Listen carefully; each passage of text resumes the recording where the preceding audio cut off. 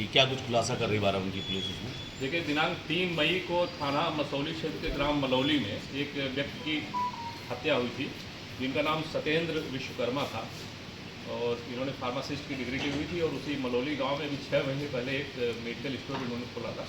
वो medical store वहाँ पे संचालित कर रहे थे।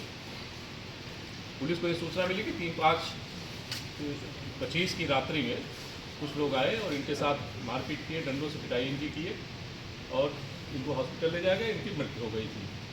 तत्काल इस सूचना पे पुलिस टीम वहाँ पहुँची और पुलिस अधीक्षक बाराबंकी महोदय द्वारा इस घटना के अनावरण के लिए सीओ रामनगर, SHO मसौली, प्रभारी हमारी स्वाट टीम, इनके नेतृत्व में एक टीम का गठन किया गया और टीम ने कार्य तत्काल प्रारंभ किया।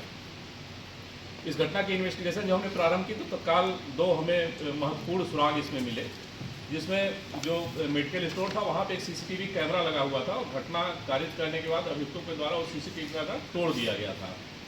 उसकी जब रिकॉर्डिंग उस CCTV कैमरे की देखी गई तो उसमें कैमरा तोड़ने के पहले तक 3 लोग उसमें दिखे संदिग्ध, जो कि मुंह ढके हुए थे, मुंह बांधे हुए थे। एक लड़का हेलमेट पहने हुए था और पीछे उसके एक लड़का और दिखा। 3 लोग उस कैमरे में दिखाई दिए। इसके अतिरिक्त मृतक का मोबाइल फ़ोन मिला, जिसमें एक उनके रिकॉर्डिंग ऐप लगा हुआ था, जिसमें एक रिकॉर्डिंग भी हमें प्राप्त हुई, जिसमें एक व्यक्ति के द्वारा उनको किसी बात पे धमकी दी जाने जैसी भाषा का प्रयोग करते हुए बातचीत उसमें रिकॉर्ड थी।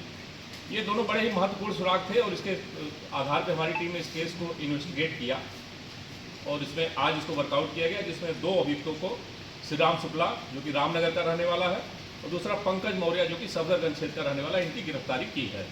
इनके पास से 2 तमंचे, कारतूस, घटना में प्रयुक्त 2 डंडे, घटना में प्रयुक्त मोटरसाइकिल आदि सामान बरामद किया गया है। इस घटना को कुल मिलाकर के 4 अभियुक्तों के द्वारा कारित किया गया, जो इसका मुख्य अभियुक्त शुभम उर्फ आदर्श अवस्थी है, जो कि वहीं का स्थानीय निवासी है और उसके साथ एक अजय वर्मा और रहा है। ये दोनों लोग की गिरफ्तारी अभी नहीं हो पाई है।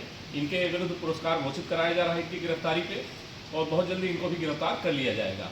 इसमें जो घटना कारित करने के पीछे जो मोटिव निकल करके आया पूछताछ से और बाकी सारे साक्ष्यों के विश्लेषण से, उसमें हुआ कि किसी बात को लेकर के शुभम अवस्थी और मृतक के बीच में वाद विवाद हुआ था, जिसमें जो मृतक थे उन्होंने भी उसको जवाब दिया था और शुभम ने भी उसको काफ़ी धमकी दी थी।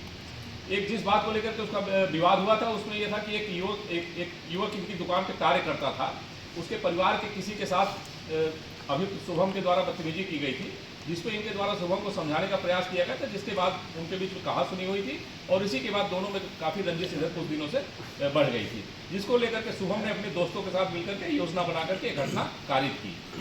2 अभियुक्तों को इसमें गिरफ्तार कर लिया गया। 2 अभियुक्तों की गिरफ्तारी शेष है, जिनके विरुद्ध गिरफ्तारी पे पुरस्कार घोषित कराया जा रहा है।